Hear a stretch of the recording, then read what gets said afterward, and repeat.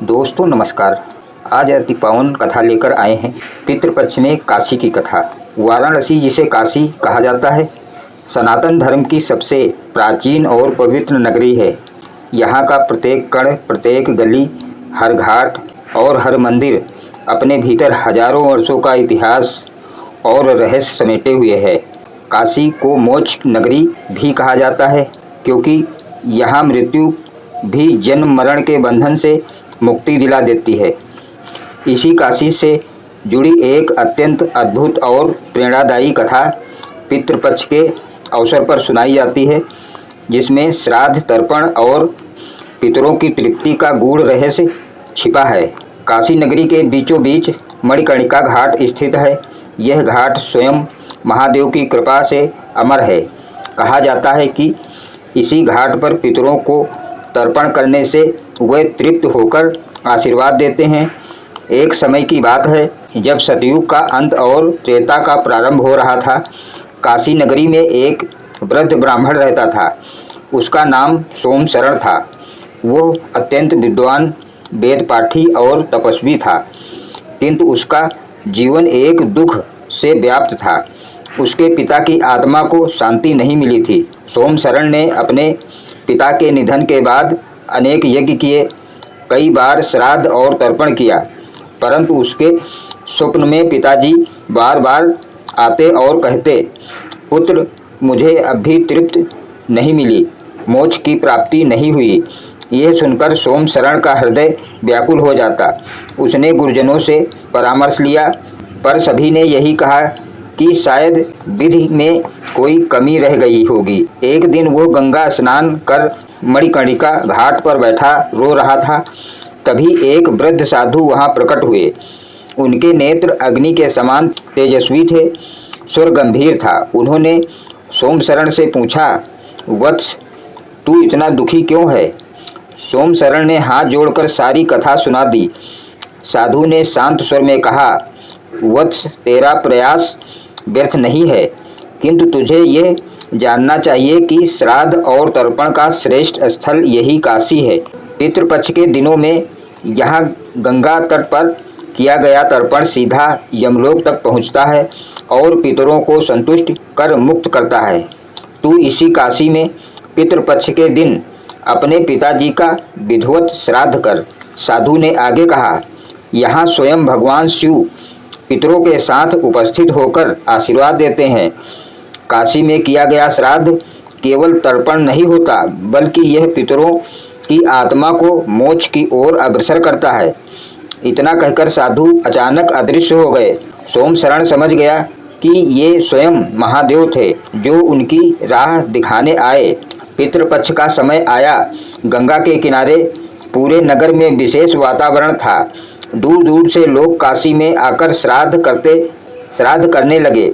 गंगा घाटों पर पिंडदान और तर्पण की परंपरा शुरू हुई। सोमशरण ने भी मणिकर्णिका घाट पर अपने पिता का श्राद्ध किया। उसने अपने कुल और गोत्र का नाम लेकर विधिवत पिंडदान किया। गंगा जल, तिल, कुश और चावल से तर्पण अर्पित किया। जैसे ही उसने आहुति दी, अचानक गंगा से एक दिव्य प्रकाश उठा और आकाश में ज्योति दिखाई दी। उसी ज्योति से उसके पिता का स्वर गूंजा, पुत्र सोमशरण, आज तूने मुझे काशी में तर्पण करके मुक्त कर दिया है। अब मैं पितृलोक से ऊपर स्वर्गलोक की ओर जा रहा हूँ। तेरा यह श्राद्ध केवल मुझे ही नहीं, तेरे पूरे कुल को आशीर्वाद देगा। यह सुनकर सोमशरण की आंखों से आंसू बह निकले।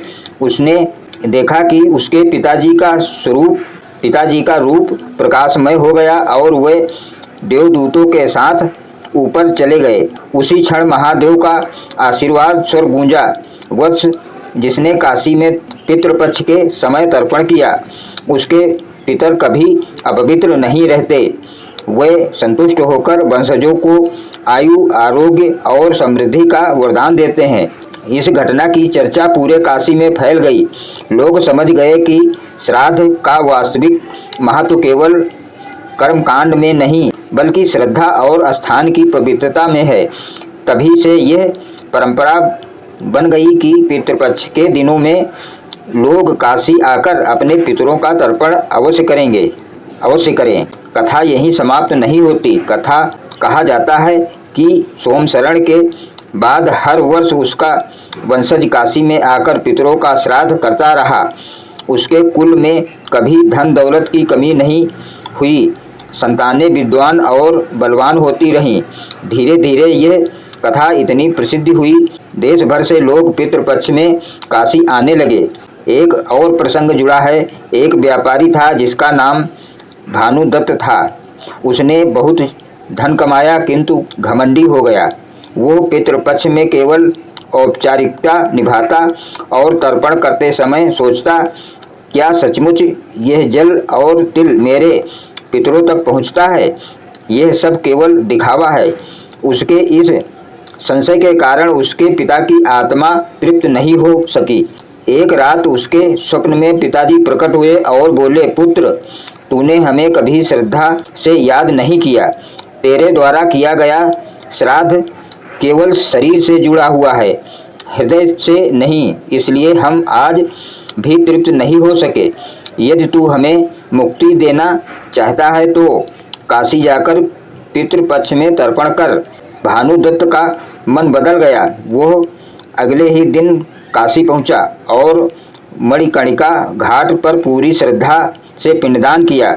जैसे ही उसने तर्पण किया, उसके पिता का तेजस्वी रूप आकाश में प्रकट हुआ और उन्होंने आशीर्वाद दिया। उस दिन से भानुदत्त ने समझ लिया कि पितरों का सम्मान केवल कर्मकांड नहीं बल्कि श्रद्धा और समर्पण का कार्य है।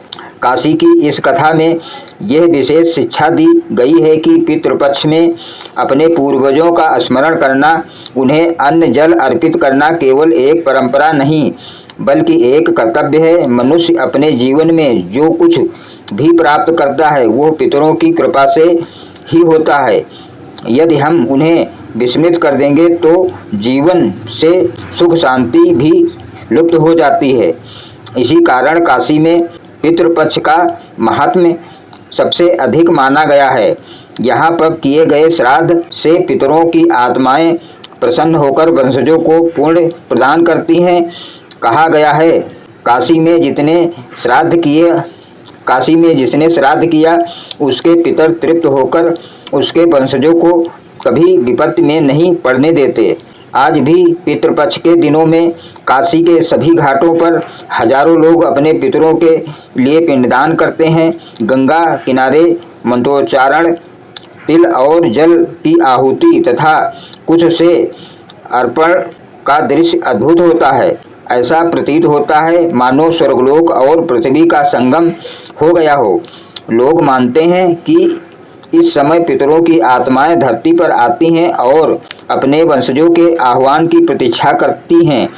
काशी में श्राद्ध की इस कथा से हमें यह शिक्षा मिलती है कि पूर्वजों का सम्मान, श्रद्धा और आभार प्रकट करना केवल एक धार्मिक अनुष्ठान नहीं बल्कि मानव जीवन का नैतिक कर्तव्य है। जो व्यक्ति अपने पितरों को याद करता है, उसका श्राद्ध करता है, उसे धरती पर सुख और स्वर्ग में मोक्ष दोनों प्राप्त होते हैं। तो दोस्तों, ये कथा आपको कैसी लगी? अगर अच्छी लगी है तो आप लाइक, कमेंट, चैनल को सब्सक्राइब करिएगा ताकि और भी नई नई जानकारियाँ, कथाएँ, कहानियाँ आप तक पहुँच सकें। धन्यवाद दोस्तों।